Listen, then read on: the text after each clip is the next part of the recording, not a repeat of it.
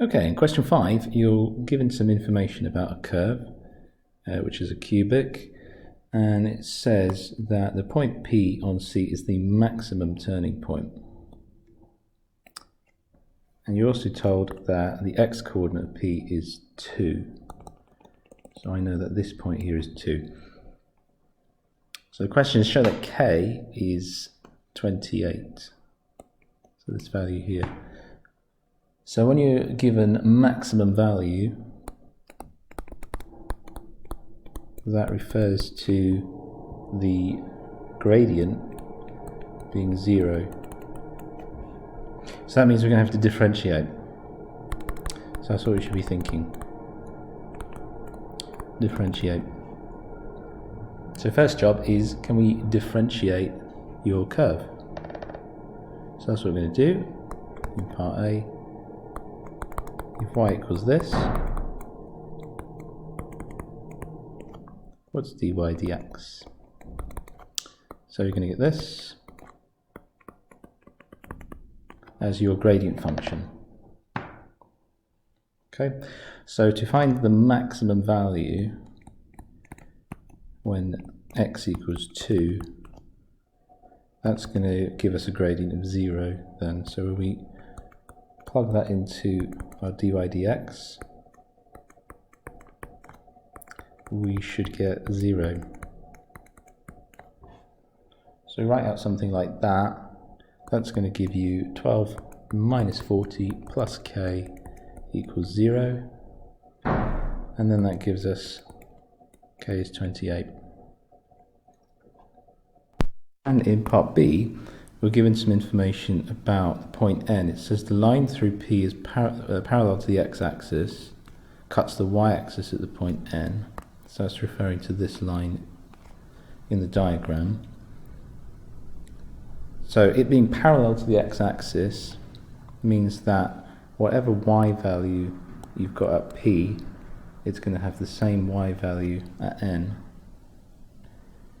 And then you're given a shaded region R, and it wants you to calculate the exact area of R using calculus. And when it says using calculus, it just means differentiation and integration.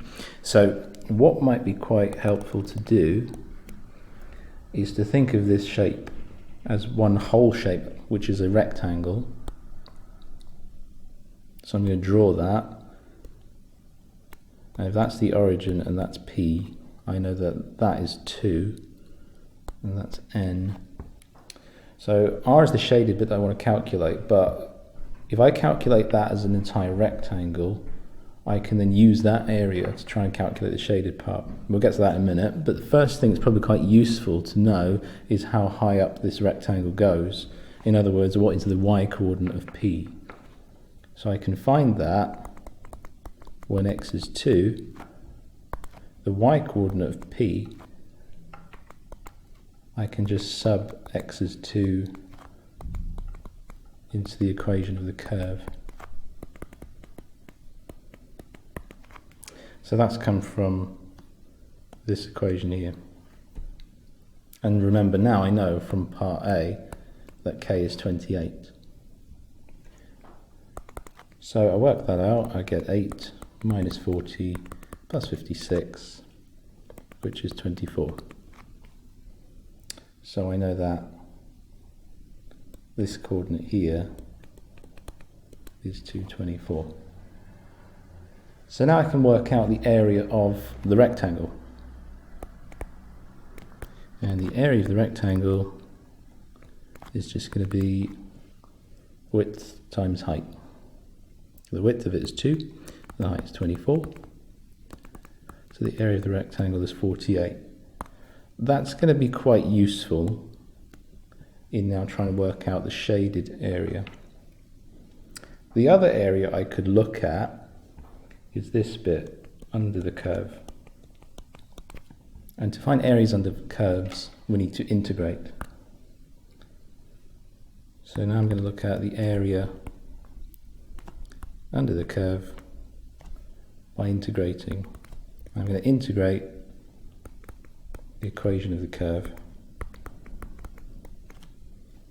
which is this, and I need to integrate between the limits, which are 0 and 2. So if I integrate that, I'm going to get this.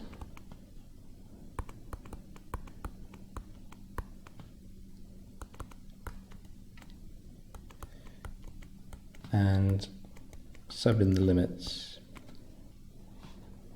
When we sub in those limits, when you sub in 0, we get nothing because everything has an x in it. So just by subbing in the 2's, I get this. And that gives me a total of 100 over 3. So that's the other area that I'm interested in. That's the area of this green bit that I've shaded under the curve. Finally, the shaded area is going to be the area of the rectangle, and I'm going to take away the area under the curve, which will give me region R. So area of the rectangle is 48, area under the curve calculates 100 over 3, and that gives me 44 over 3. Now it does say in the question, find the exact area, and this is exact. So don't be tempted to put that in your calculator and give it as a rounded decimal, because that's not exact. You can leave it as a fraction like that. That's question 5.